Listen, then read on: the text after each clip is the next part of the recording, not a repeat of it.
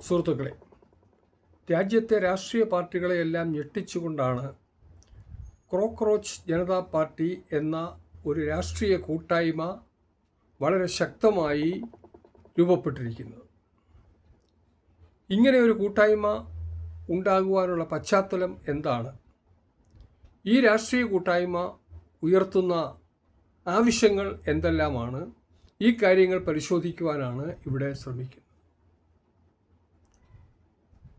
രണ്ട് കാരണങ്ങളാണ് ഇങ്ങനെ ഒരു കൂട്ടായ്മ ഉണ്ടാകുവാൻ ഇടയാക്കിയത്. ഒന്ന്, നമ്മുടെ രാഷ്ട്രീയ പ്രക്രിയ അപജയത്തിൻ്റെ പാരമ്യത്തിൽ എത്തിയിരിക്കുകയായിരുന്നു. ഒരു ഭാഗത്ത് വർദ്ധിച്ചു വരുന്ന തൊഴിലില്ലായ്മയും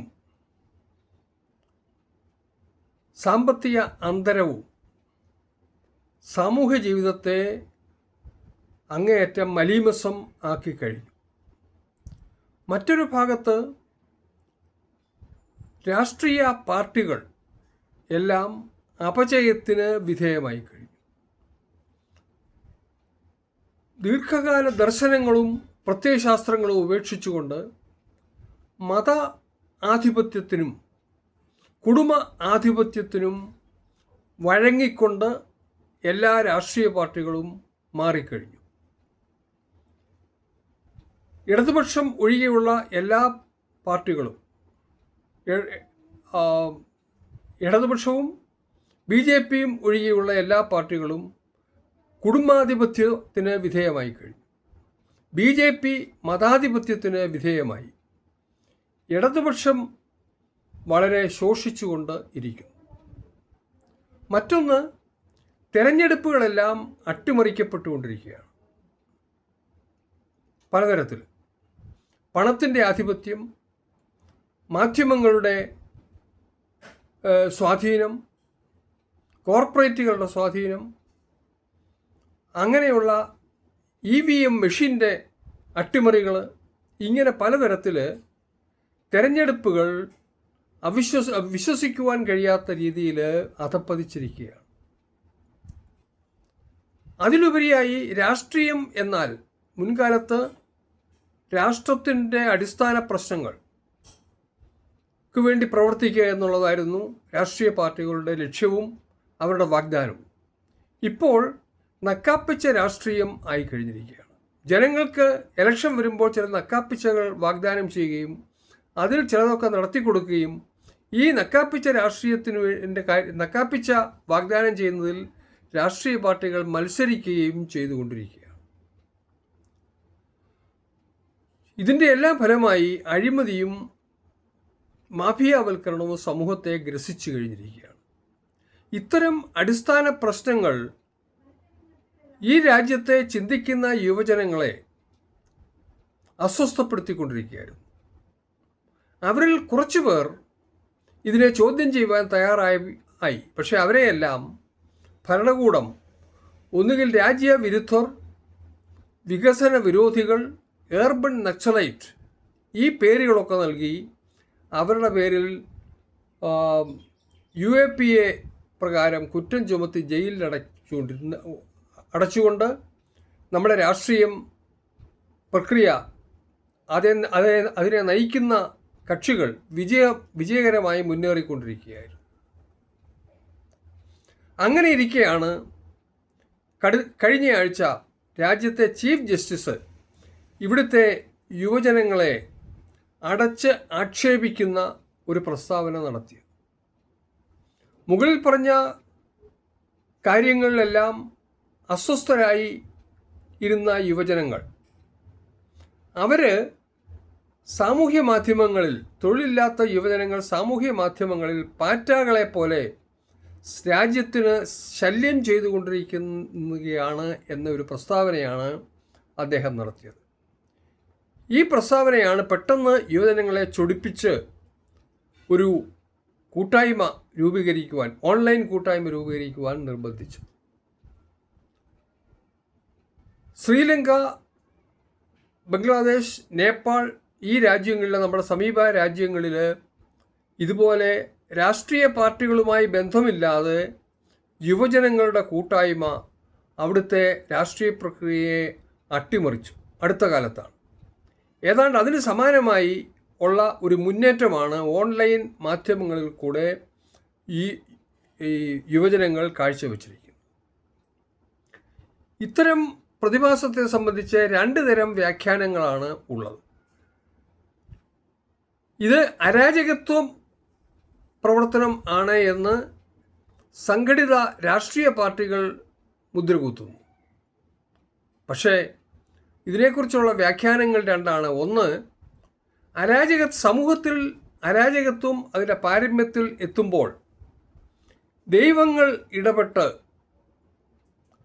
അപ്രതീക്ഷിതമായ മേഖലകളിൽ നിന്നും ജനങ്ങളെ ശക്തിപ്പെടുത്തി അഴിമതിയെയും അന്ധകാരത്തെയും ചോദ്യം ചെയ്യുവാൻ ഇടപെട്ടുകൊണ്ടിരിക്കുകയാണ് ചരിത്രത്തിൽ എന്നുള്ളൊരു വ്യാഖ്യാനം എക്കാലത്തും ഉള്ളതാണ്. അപ്പോൾ ഇവിടുത്തെ അപജയം കണ്ട് സഹികെട്ട ദൈവത്തിൻ്റെ ഇടപെടലാണ് പ്രതീക്ഷിക്കാത്ത മേഖലകളിൽ നിന്നും ഇത്തരം ശക്തമായ സംരംഭങ്ങൾ ഉണ്ടാകുന്നത് എന്നതാണ് ഒരു വ്യാഖ്യാനം.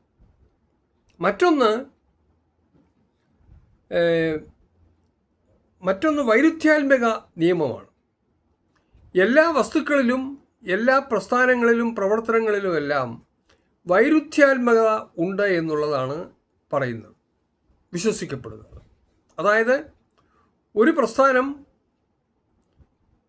അങ്ങേയറ്റം വിജയം കൈവരിക്കുമ്പോൾ ആ വിജയത്തിൻ്റെ ഫലമായി അതിനെ നിഷേധിക്കുന്ന, അതിനെ ഇല്ലാതാക്കുന്ന വിത്തുകളും അത് വളർത്തിക്കൊണ്ടിരിക്കുന്നു എന്നതാണ് ഈ വൈരുദ്ധ്യാത്മക സിദ്ധാന്തം പറയുന്നത്. അഴിമതികളും അന്ധകാരവും അരാജകത്വവും അങ്ങേയറ്റം കൊടികുത്തി വാഴുമ്പോൾ ചരിത്രത്തിൽ ഇതുപോലെയുള്ള പ്രതിഭാസങ്ങൾ ഉണ്ടാകാറുണ്ട്. അപ്പോൾ ഈ ഏത് പ്രതിഭാസം എന്തു തന്നെയാണെങ്കിലും സമൂഹത്തെ ശുദ്ധമാക്കാനായിട്ട് രാഷ്ട്രീയ പാർട്ടികൾക്ക് കഴിയുകയില്ല എന്ന് പൂർണ്ണ ബോധ്യമുണ്ടാകുന്ന ഒരു അവസരത്തിൽ രാഷ്ട്രീയ പാർട്ടികൾക്ക് പുറത്തുനിന്ന് ഇതുപോലെയുള്ള ശക്തികൾ ഉയർത്തെഴുന്നേറ്റാണ് ചരിത്രത്തിൽ പലപ്പോഴും മാറ്റങ്ങൾ ഉണ്ടാക്കിയിരിക്കുന്നത്. അടുത്ത കാലത്ത് ശ്രീലങ്കയിലും നേപ്പാളിലും ബംഗ്ലാദേശിലും ഒക്കെ സംഭവിച്ചത് ഇത് തന്നെയാണ്. ഇവിടെ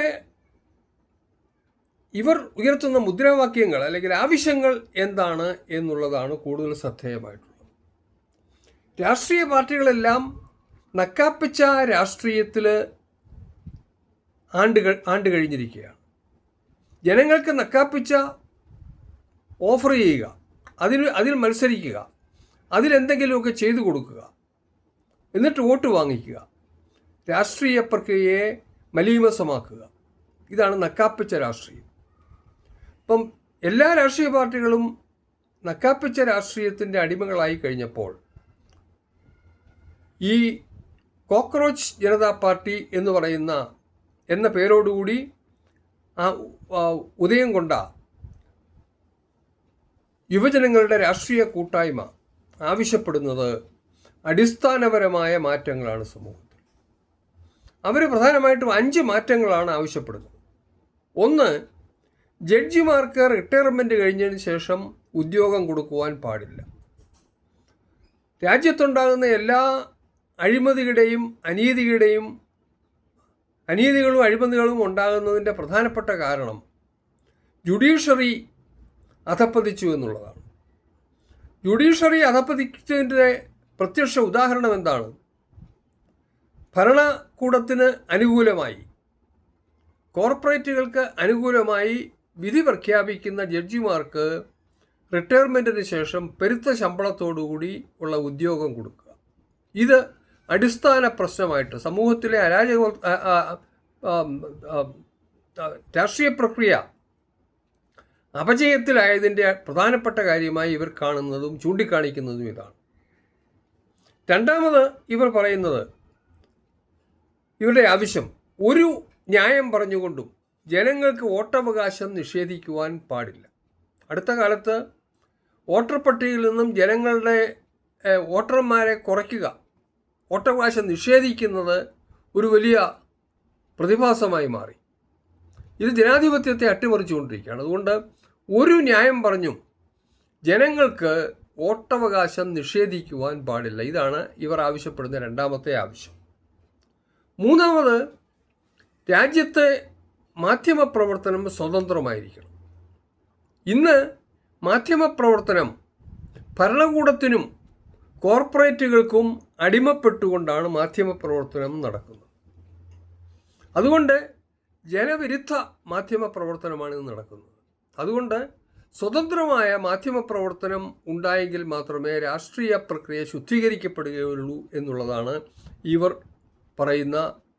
ഉന്നയിക്കുന്ന ഒരാവശ്യം. സ്ത്രീകൾക്ക് 50% സംവരണം നൽകണമെന്നുള്ളതാണ് മറ്റൊരാവശ്യം. അതിലൊക്കെ പ്രധാനമായിട്ടുള്ള ആവശ്യം കാലുമാറ്റം, അതായത് MP-മാരും MLA-മാരും കാലുമാറുന്നത്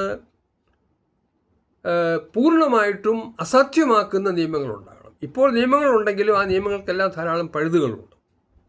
ഈ കാലുമാറ്റത്തെ പൂർണ്ണമായിട്ടും അസാധ്യമാക്കുന്ന നിയമങ്ങൾ ഉണ്ടാകണം. സമൂഹത്തിൽ ഇപ്പോൾ ആഴ്ന്ന് ഇറങ്ങിയിരിക്കുന്ന അപചയത്തിൽ നിന്ന് സമൂഹത്തെ മോചിപ്പിക്കണമെങ്കിൽ ഈ അടിസ്ഥാന ആവശ്യങ്ങളൊക്കെ നിർവഹിക്കപ്പെടണം എന്നുള്ളതാണ് വസ്തുത. നിർഭാഗ്യവശാൽ രാഷ്ട്രീയ പാർട്ടികളൊന്നും തന്നെ ഇത്തരം കാര്യങ്ങൾ ഉയർത്തുന്നില്ല. ഒരു രാഷ്ട്രീയ